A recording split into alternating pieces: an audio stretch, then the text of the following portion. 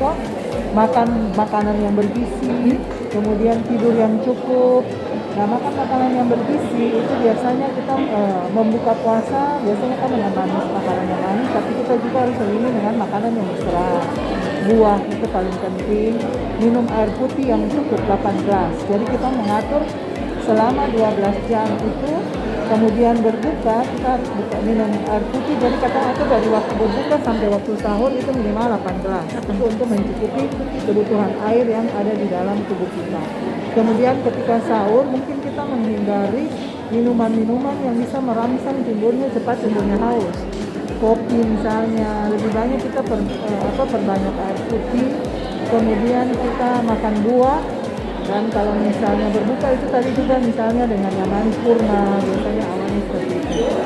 Sebelum waktu berbuka bisa kita melakukan gerakan olahraga ringan selama 5-10 menit untuk menjelang meditasi. Terima kasih sudah nonton. Jangan lupa like, subscribe, dan share ya.